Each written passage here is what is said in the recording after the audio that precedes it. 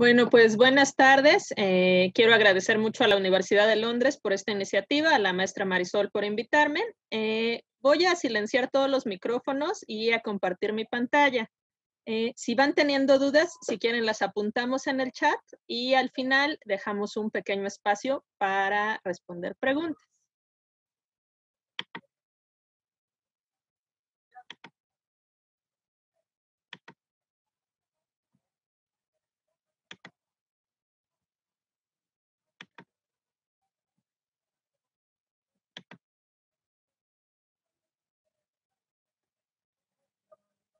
Bueno, les agradezco mucho nuevamente por su interés de estar aquí en esta plática. Es una plática breve de introducción a los derechos de las personas con discapacidad y está dividida en tres partes. Vamos a hablar de discapacidad, de discriminación y de derechos. Como decía, al final a través del chat dejamos un pequeño espacio para preguntas.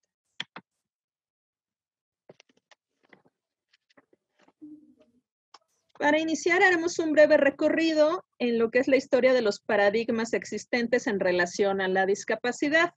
Un paradigma, pues comúnmente lo entendemos como una idea preconcebida, un punto de vista, una creencia, ¿no? El concepto de paradigma nos hace referencia a algo que es como un modelo, ¿no? Entonces, en el tema de discapacidad, históricamente las personas han sido tratadas como objetos de atención médica y de caridad. Los estudios de discriminación por discapacidad nos plantean la existencia de tres paradigmas sobre el fenómeno de la discapacidad que han marcado la manera en cómo se trata a las personas que pertenecen a este grupo. Entonces vamos a revisar cada uno de ellos. Es un repaso muy breve de la historia de la discapacidad. El primer paradigma lo conocemos como de prescindencia o exclusión. En este, las personas con discapacidad pues no tenían ningún rol en la sociedad, ¿no? Es el modelo más antiguo y ellos consideraban que las personas con discapacidad no aportaban realmente nada a la sociedad, ¿no? La discapacidad se entendía que venía de un castigo divino, ¿no? De los dioses nos habían mandado ese mal y por tanto, pues había actitudes de rechazo, de marginación, de abandono y de aislamiento hacia las personas con discapacidad. En este paradigma encontramos dos submodelos, uno que es el eugenésico y otro que es el marginal. El eugenésico es el que se presentaba en el mundo antiguo, ¿no? El mejor ejemplo que tenemos de él son los espartanos, donde pues lo más importante era la capacidad del cuerpo para la guerra y para ser bello. Entonces, en esa época se daba mucho el infanticidio, ¿no? De los niños y niñas que nacían con cualquier tipo de discapacidad, porque no servían para ninguna de estas dos funciones. El segundo submodelo es el modelo marginal y este se da más a partir como de la época medieval.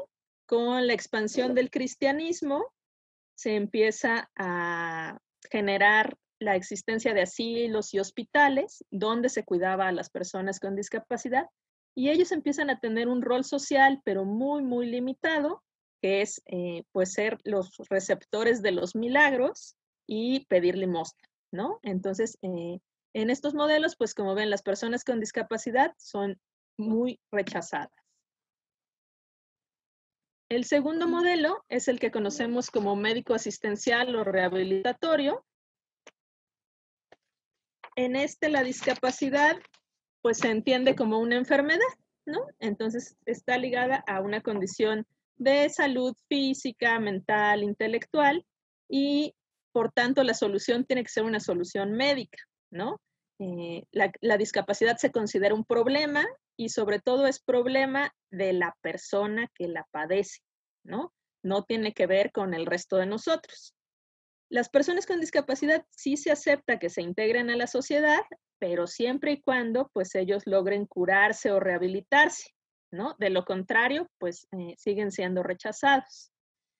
La causa, como es médica, pues se resuelve como es una enfermedad, se resuelve con medicamento, con terapias. Por tanto, las personas con discapacidad solo tienen una aportación parcial dentro de la sociedad. Estos dos modelos anteriores que vimos, aunque son antiguos, pues siguen estando vigentes en nuestra sociedad, ¿no? En muchos, muchos espacios siguen siendo los que se utilizan para concebir y entender y atender a las personas con discapacidad. En la época de los 60s y 70s se empiezan a gestar muchos movimientos sociales en busca de los derechos, ¿no? No solo de las personas con discapacidad, también de las mujeres, de personas afrodescendientes con Martin Luther King, para la diversidad sexual y pues las personas con discapacidad no se quieren quedar atrás, ¿no? Ellos lo que buscan es la libertad de elección y empezar a ser vistos ya no como sujetos de caridad, sino como sujetos de derechos, ¿no? Son movimientos muy importantes, principalmente se empiezan a gestar en lo que son los Estados Unidos, en Berkeley. Entonces, pero pues México no se queda atrás y también tenemos ciertos avances sobre el tema, ¿no? Si tienen oportunidad, ahorita acaba de salir en Netflix un documental muy interesante sobre este movimiento que se llama Crip Camp, que nos presenta como toda esta experiencia del movimiento de la lucha por los derechos de las personas con discapacidad. En América Latina, el lema más utilizado para la lucha de los derechos de las personas con discapacidad es nada sobre nosotros y nosotros, ¿no? Porque ellos quieren esta capacidad de decidir y de hacer libres elecciones sin estar siempre dependiendo de lo que opinen el resto de las personas, los familiares, los cuidadores, los médicos, la iglesia, etc. A partir de estos movimientos se empieza a gestar lo que es el tercer modelo, que es el que conocemos como modelo social o de derechos humanos. Este modelo se enfoca en la dignidad de la persona y lo que busca es rescatar la capacidad en lugar de acentuar la discapacidad. Quien no ha sido capaz de adaptarse a las necesidades de las personas con discapacidad es la sociedad, ¿no? No son ellos los que tienen que cambiar para poder encajar en nuestro mundo, sino el mundo es de todos y por tanto el mundo también puede ser cambiante y adaptarse para que todos estemos en igualdad de condiciones. Aquí empezamos a entender ya la discapacidad no como un problema de la persona, sino como algo que tiene sus orígenes en la interacción social de la persona con el medio. El rol de los ciudadanos con discapacidad, pues ya es como sujetos de derecho. Ya no se cataloga a las personas por su capacidad de hacer o su desempeño en las actividades cotidianas, ¿no? Todos tenemos la misma dignidad y por tanto todos somos sujetos de derechos. Sí considera que se necesita rehabilitación, pero más como de la sociedad para hacer frente a las necesidades de todas las personas. Y valora muchísimo lo que es la diversidad, ¿no? La diversidad es algo que nos enriquece y así lo acepta este modelo.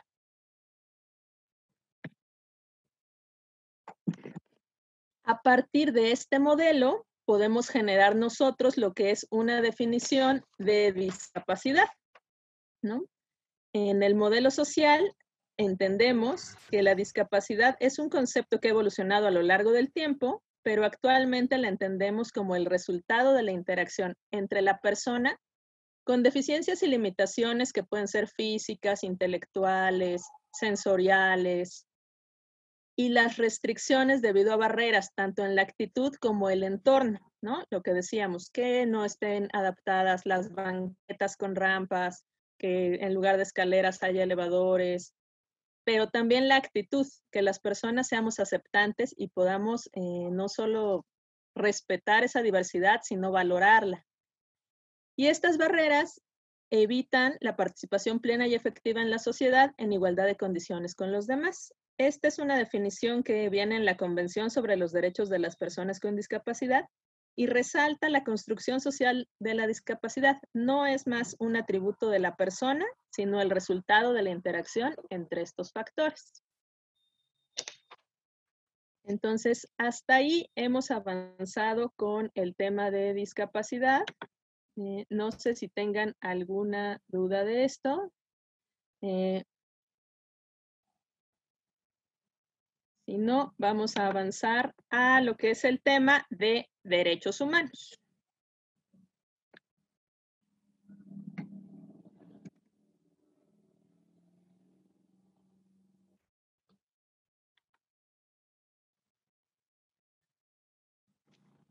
Vamos a hablar en general de los derechos humanos antes de entrar propiamente a lo que son los derechos de las personas con discapacidad. Los derechos humanos nos establecen condiciones indispensables para garantizar la dignidad, ¿no? Esta dignidad que decíamos que tenemos todos por el hecho de haber nacido personas, y también buscan garantizar el desarrollo integral de cualquiera de nosotros. Buscan que las personas podamos vivir en un entorno de libertad, justicia y paz, ¿no? Esto es muy importante porque a veces no se cumplen estos derechos y las personas vivimos en entornos de opresión, de guerra. Engloban derechos inherentes a todos los seres humanos. ¿Qué quiere decir eso? Que ningún gobierno, ni el más poderoso, nos puede negar nuestros derechos. Estos derechos son inalienables. ¿Eso qué quiere decir? Que no se deben suprimir, salvo en determinadas situaciones y según las debidas garantías procesales. Por ejemplo, si pensamos ahorita en los países que están teniendo una cuarentena más rigurosa con toque de queda, pues ahí podríamos decir, se está restringiendo el derecho a la libertad. Sí, pero pues hay ciertas reglas, ¿no? Para restringirlo y hay un motivo de peso que es la epidemia, ¿no? Entonces, no todos los derechos pueden ser suprimidos, algunos sí, pero siempre cuidando estas garantías procesales. Los derechos humanos tienen ciertos principios o características que los hacen ser muy importantes para nosotros. La universalidad hace referencia a que no podemos hacer distinción de ninguna clase entre las personas, ni por sexo, nacionalidad, lugar de residencia, origen nacional, origen étnico, color, religión, lengua, edad, partido político, condición social, cultural o económica. Todos tenemos los mismos derechos humanos sin discriminación alguna, ¿no? Entonces es muy importante que nosotros eh, respetemos este principio de universalidad de los derechos. Son interdependientes. La interdependencia lo que nos dice es que el avance en uno de los derechos facilita el avance de los demás y a su vez la privación de alguno de nuestros derechos afecta negativamente a los demás. Por ejemplo, si pensamos en un niño o niña con discapacidad que se le niega el derecho a la educación y no se le permite ingresar en una escuela, pues esto va a afectar muchos otros derechos en su vida, ¿no? Por ejemplo, a lo mejor él va a estar postrado en cama en lugar de estar haciendo actividades y eso va a afectar su salud, va a afectar su libre desarrollo, va a afectar su capacidad de socialización, su posibilidad de más adelante adquirir un empleo y de esta manera poder ser independiente, tener una familia, un modo de vida digno, etcétera, etcétera, etcétera. Pensemos al revés. A este niño se le cumple su derecho a la educación y por tanto él puede ingresar a la escuela, hacer amigos, más adelante tener una profesión, tener trabajo, ¿no? Entonces avanza en todos sus otros derechos, ¿no? Entonces esta interdependencia es muy importante porque a veces pensamos que un derecho no es tan importante o que no afecta, al fin los otros sí se le están cumpliendo. Sí es importante. El siguiente principio es el de indivisibilidad. Este lo que nos dice es que se rechaza cualquier jerarquización entre los diferentes derechos. No podemos decir que uno de los derechos es más importante que los otros, ¿no? Todos son igual de importantes y no podemos excluir a alguno de ellos. Y por último, progresividad. La progresividad nos habla de que los derechos no se pueden disminuir. Muy por el contrario, los gobiernos tienen que tomar las medidas para que estos vayan avanzando. Eh, por ejemplo, si pensamos ahorita que en la Ciudad de México las personas del mismo sexo pueden contraer matrimonio, pues ese es un derecho que este grupo ha logrado, ¿no? Ya no puede venir un siguiente gobierno y querer quitar ese derecho de la Constitución de la ciudad porque estaría yendo en contra del principio de progresividad. Los derechos siempre deben de ir avanzando. Entrando ya en materia, vamos a hablar un poquito sobre la Convención sobre los Derechos de las Personas con Discapacidad. Este es un documento muy importante para las personas con discapacidad y para todos en general, es el primer instrumento de derechos humanos del siglo XXI, ¿no? Es bastante reciente. Fue aprobada el 13 de diciembre de 2006 en la sede de la Organización de las Naciones Unidas. Ahí en la imagen les pongo una foto de Gilberto Rincón Gallardo, ¿no? Él fue el representante de México para todo este protocolo de la convención y fue uno de los principales promotores para que existiera esta convención, ¿no? Entonces, pues es un personaje muy importante en el medio de la discapacidad.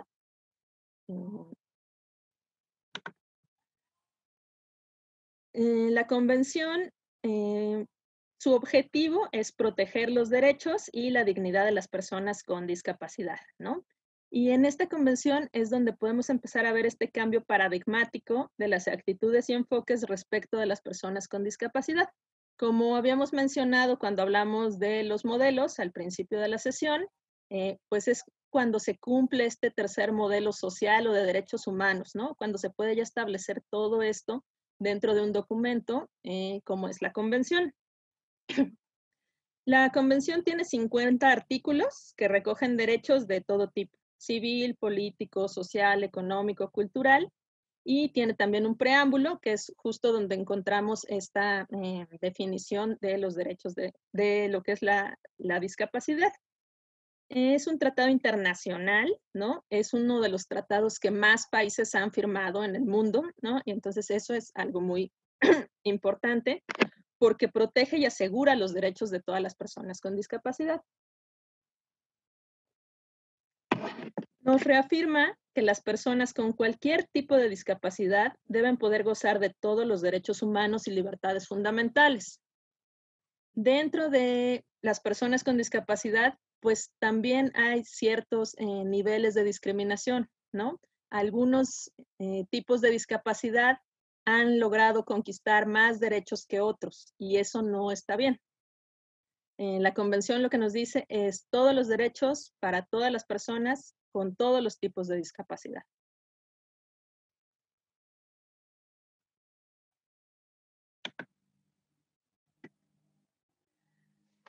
Si ya dijimos que todos tenemos los mismos derechos, entonces, ¿por qué estaríamos necesitando una convención específica para las personas con discapacidad? La convención nos aclara y nos precisa cómo se aplican todas las categorías de derechos específicamente en el grupo de personas con discapacidad. También indica como aquellas esferas en las que es necesario hacer adaptaciones para que las personas con discapacidad puedan ejercer de forma efectiva sus derechos, ¿no?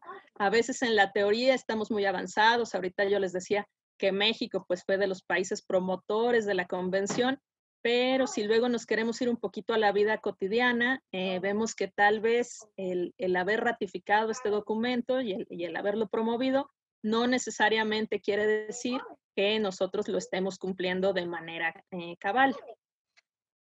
También nos dicen en qué esferas son en las que más se están vulnerando estos derechos y cómo podemos reforzar la protección de los mismos. Lamentablemente, las personas con discapacidad siguen siendo uno de los grupos que viven más situaciones de discriminación. Entonces, por eso necesitamos una convención específica. Hay muchas convenciones específicas, por ejemplo, la de los derechos de los niños, algunos tratados sobre derechos de mujeres y así. Entonces, no es el único grupo que tiene este tipo de documento. Vamos a pasar al tercer tema, que es la discriminación. Discriminación es un concepto que nos habla de separar lo que es diferente. Yo siempre uso como un ejemplo de cuando le pongo a separar los frijoles y las piedritas a alguien, pues eso es discriminar, ¿no? Quitar lo que es diferente. Cuando estamos hablando de frijoles y de piedritas, no está mal, pero el problema es que cuando hablamos de personas, no deberíamos de hacer discriminación, ¿no? Ya dijimos que todos nacemos humanos con la misma dignidad y por lo tanto deberíamos tener los mismos derechos. La discriminación nos convierte en inferior lo que es diferente y nos convierte en desigual la diversidad. Entonces, esto es lo que nosotros tenemos que cuidar. Yo les decía, la diversidad debe de ser algo que nos enriquezca, ¿no? El poder aceptar las diferentes cualidades de cada persona y a partir de ahí construir algo entre todos. Pero cuando nosotros empezamos a discriminar, pues lo desigual, lo diferente lo vemos como algo inferior y por tanto lo rechazamos. Hay muchos motivos por los que podemos discriminar, ¿no? Por sexo, por preferencia sexual, por color de piel, ¿no? Son muchísimos. Pero hoy en particular vamos a hablar de discriminación por motivo de discapacidad, ¿no? Porque es el tema que estamos platicando. Y nos dice, es cualquier distinción, exclusión o limitación con motivo de la discapacidad que como resultado tenga un efecto del no reconocimiento, goce o ejercicio de la igualdad de condiciones de cualquiera de los derechos humanos para una persona con discapacidad en todos los escenarios, social, cultural, económico, político, etc. Entonces, ¿qué es importante destacar de la discriminación? Que tiene que haber un efecto de no reconocimiento, goce o ejercicio de los derechos, ¿no? Discriminación no es solo ver feo a alguien, ¿no? La discriminación resulta cuando se le niega a una persona con discapacidad un derecho con motivo de su discapacidad, ¿no? Entonces, debemos de cuidar este tema porque las brechas que enfrentan las personas con discapacidad todavía son muchas, ¿no? En casi todas las esferas, en educación, en empleo, en salud, viven violencia, no tienen derecho a la participación política y social, ¿no? Los que tienen trabajo tienen salarios inferiores, ¿no? No hay programas sociales enfocados en ellos. Por ejemplo, si pensamos ahorita en el tema que nos ocupa a todos, que es el COVID-19, pues cuánto no hemos visto la falta de sensibilidad de los gobiernos para que las personas con discapacidad de cualquier tipo pues estén resguardados, tengan acceso a la información en todos los medios, ¿no? Sí necesitan que esté en braille, sí necesitan que haya un intérprete de lengua de señas. Entonces, estas brechas de desigualdad pues siguen existiendo. Por eso necesitamos esta convención específica para las personas con discapacidad aún. La discriminación se origina a partir de un prejuicio, ¿no? De una idea preconcebida de cómo creemos que son las personas con discapacidad. Y a partir de esta es como vamos generando las violaciones a los derechos humanos. A veces nosotros decimos, no, pues lo que yo pienso, pues cada quien piensa lo que quiere y no le afecta a nadie. Si realmente no le afectara a nadie, pues no pasaba nada. Pero a partir de ese prejuicio que yo estoy pensando, es que viene una discriminación y después una violación de derechos. Les traigo un par de ejemplos para que podamos analizar este triángulo vicioso de prejuicio, discriminación y violación de derechos.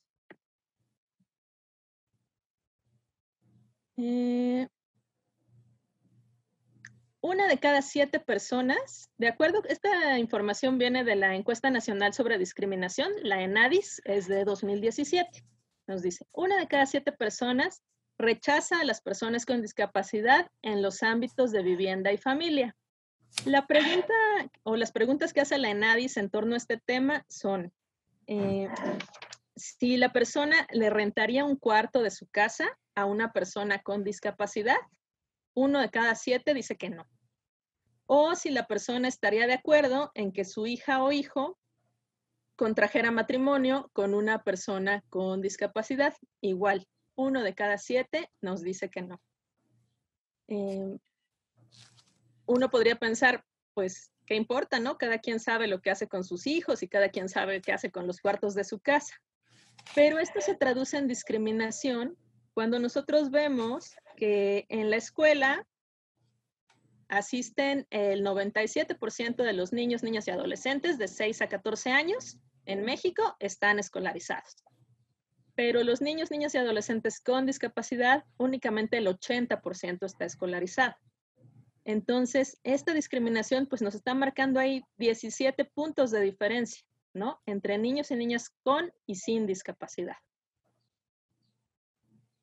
Y la negación de derechos viene cuando vemos que el 20% de las personas con discapacidad no tienen ningún tipo de escolaridad, ¿no? En promedio, solo el 2.6% no fue a ningún nivel escolar. Pero en el grupo de las personas con discapacidad, esto aumenta hasta el 20%. Y peor todavía, si nosotros nos vamos a una zona rural, es casi 10 veces mayor, es el 28%, ¿no? Entonces, es aquí cuando vemos que el prejuicio sí va impactando en otras esferas, ¿no? Que ya no es solo lo que yo pienso o lo que yo hago de manera individual, sino que socialmente tiene una consecuencia. Vamos a ver el segundo ejemplo. Nos dice, es igual de la ENADE. 1 de cada 3 personas cree que las personas con discapacidad son de poca ayuda en el trabajo. Aquí me salta a mí más que nunca el prejuicio, porque de acuerdo con la ENADIS, se le preguntó, es 1 de cada 3 personas que no conoce o tiene trato cotidiano con alguna persona con discapacidad. O sea, no es que estén hablando con conocimiento de causa, sino solo es lo que ellos creen sobre las personas con discapacidad, ¿no?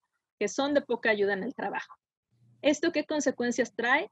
Pues que el 66% de la población sin discapacidad es económicamente activa, pero solo menos del 40% de las personas con discapacidad lo son, ¿no? Entonces aquí podemos ver esta discriminación. Y se les niegan derechos porque una persona con discapacidad intelectual que gana 100 pesos, otra sin discapacidad intelectual por realizar el mismo trabajo podría ganar hasta 251 pesos. Esta brecha es del 150%, ¿no? O sea, hay muchísima diferencia. Ahí en la ENADIS nos marcan mucho que uno podría pensar que esto viene por que no tuvieron la oportunidad de estudiar, ¿no? Ya decíamos, esta intersección de los derechos, ¿no? Se les negó el derecho a la educación, entonces es muy difícil que ellos encuentren trabajo. Pero no necesariamente, ¿no? Aún entre personas con y sin discapacidad, con el mismo nivel educativo, pues se puede ver que hay una brecha de desigualdad, ¿no?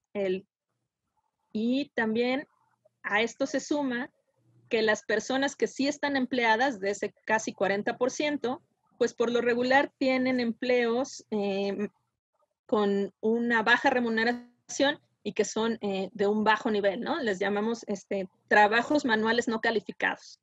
¿Esto qué quiere decir? Pues que muchas veces no tienen derecho a prestaciones, ¿no? Entonces no tienen un contrato firmado. Y además aquí la brecha que yo les marco es hacia las mujeres con discapacidad. Nos dice menos del 1% de mujeres con discapacidad ocupa puestos directivos o ejecutivos, ¿no? Sin que haya ningún elemento de peso para que esto sea de esa manera, ¿no? Entonces, este triángulo vicioso del prejuicio, discriminación y negación de derechos, pues se presenta en todas las esferas en las que interactúan las personas con discapacidad.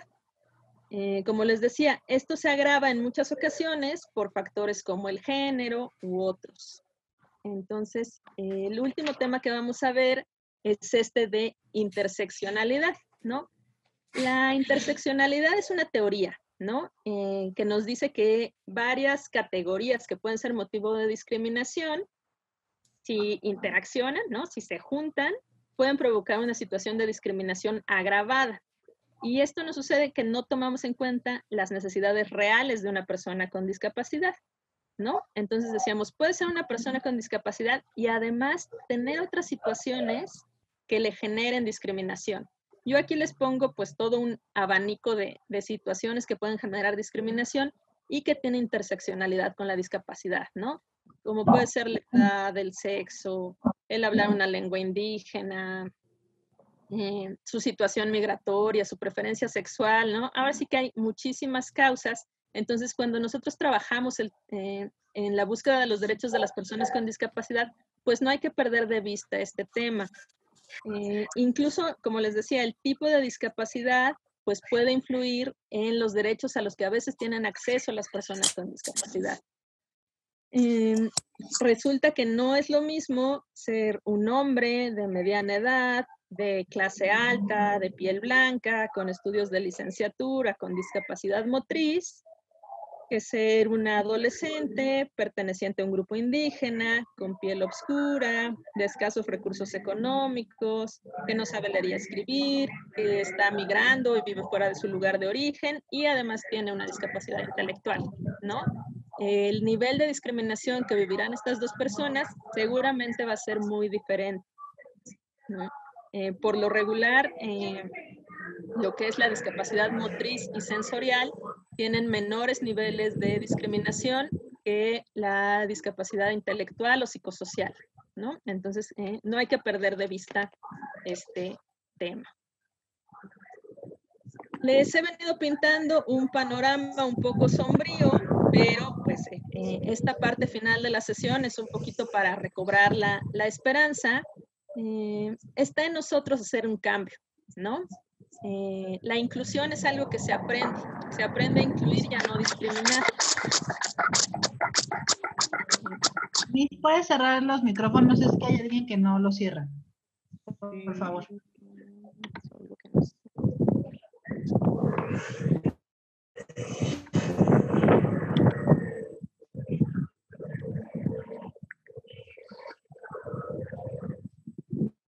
Listo.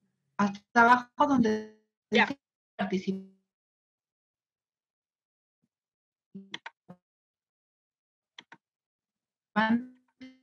Usted los puede silenciar.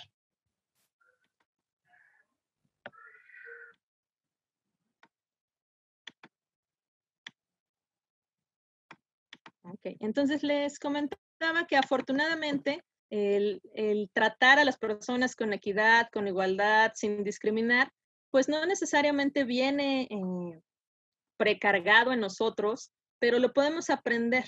Así como aprendimos a discriminar, también podemos aprender a incluir, ¿no? Entonces es muy importante empezar por uno mismo, ¿no? Hacer nosotros este cambio y a partir de ahí ir permeando en nuestros círculos más cercanos, como puede ser la familia, los amigos, en la escuela o en el trabajo, cada quien en su espacio de influencia, esta cultura de inclusión y no discriminación.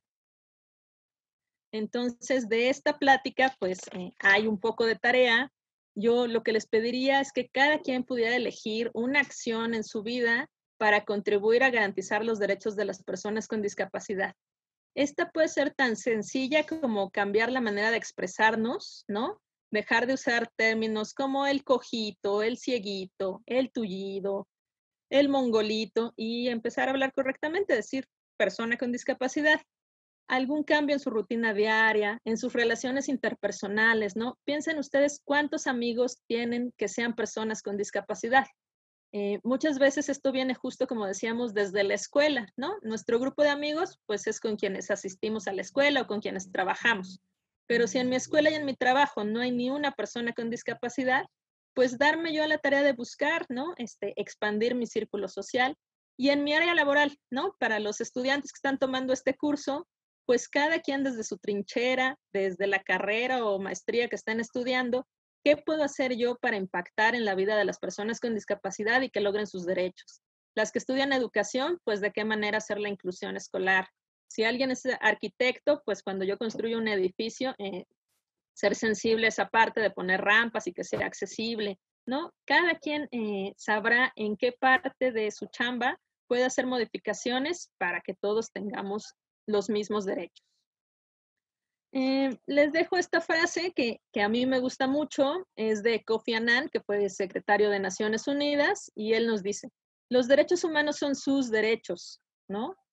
Tómenlos, defiéndanlos, promuévanlos, entiéndalos e insistan en ellos, nútranlos y enriquezcanlos. Son lo mejor de nosotros, pero de todos nosotros, ¿no? Entonces no pensemos solo en nuestros derechos, sino en los derechos de todas las personas con y sin discapacidad. Entonces voy a quitar ahora sí ya la pantalla de la presentación y reviso el chat para ver si hay alguna pregunta.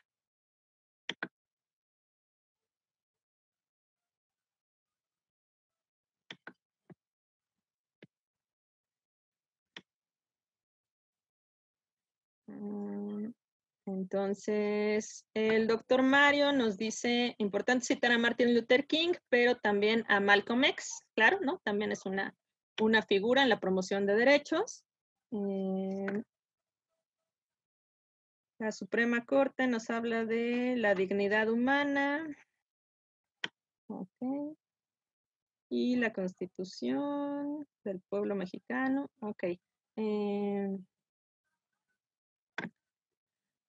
Coincido, ¿no? Gilberto Rincón Gallardo, pues fue una gran figura, no solo en el tema de discapacidad, sino en eliminar la discriminación para muchos grupos, pero afortunadamente pues tenemos su legado y pues todos debemos seguir trabajando en él. Montserrat me pregunta, ¿algún ejemplo de las discapacidades que han conseguido mayor reconocimiento de derechos?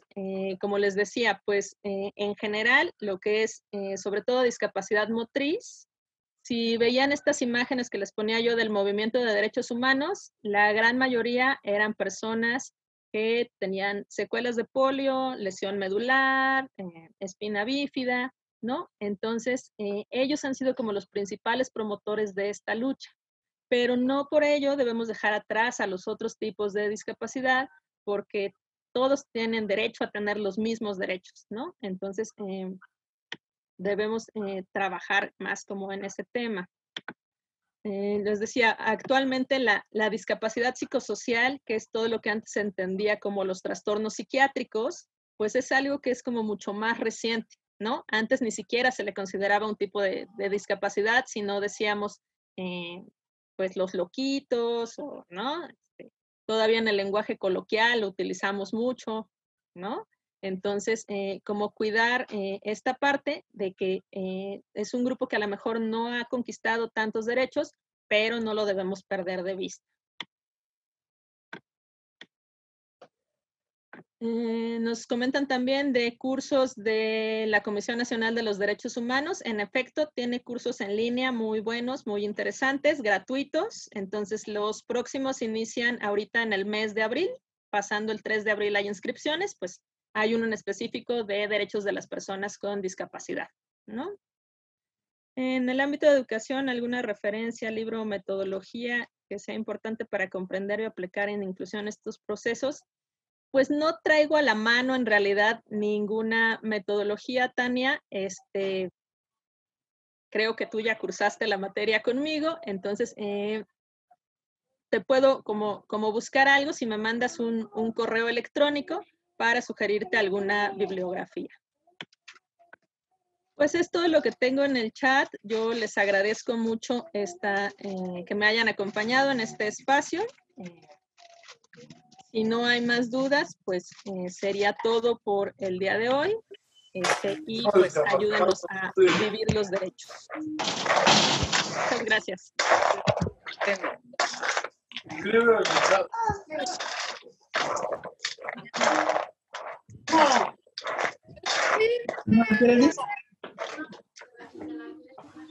Gracias.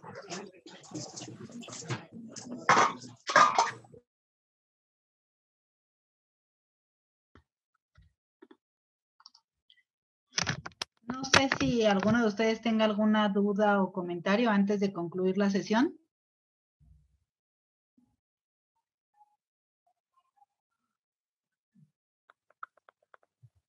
Yo sí.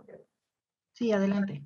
No me quedó muy claro cuáles serían como algunas de las diferencias entre discapacidades y, digamos, en términos interseccionales, cuáles serían las discapacidades que tienen menos avances en materia de derechos humanos. No sé si podrían dar ejemplos o, no sé, Sí, compartir documentos. Montserrat, por ejemplo, si tú piensas en los niños que están haciendo inclusión escolar, por lo regular en las escuelas vemos niños con algún problema físico, por ejemplo, parálisis cerebral o algún tipo de lesión medular, pero vemos pocos niños con discapacidad múltiple, por ejemplo, que tuvieran ceguera, sordera, parálisis cerebral y discapacidad intelectual. Difícilmente hay una escuela que acepte a este niño, ¿no? Entonces, aunque tiene la misma dignidad que el niño que solo tiene la lesión medular o que tiene parálisis cerebral, pues no está consiguiendo los mismos derechos, ¿no? Entonces, o si tú piensas, por ejemplo, en una persona en situación de calle con esquizofrenia, ¿no? Que sería una discapacidad psicosocial, difícilmente cumple sus derechos de una vivienda digna, un trato digno, ¿no? En general. Entonces, por eso hay esta diferencia. No es que no deban tener los mismos derechos, es que no los están consiguiendo. No sé si queda claro. Sí, sí, queda más claro. Muchas gracias. Gracias.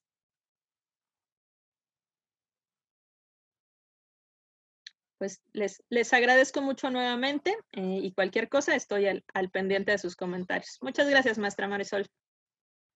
Al contrario, Miss, muchas gracias y gracias a todos por su participación. Las sesiones se están grabando y se van a subir a la página de la universidad para que pudieran volverlas a ver y ver el material de la maestra.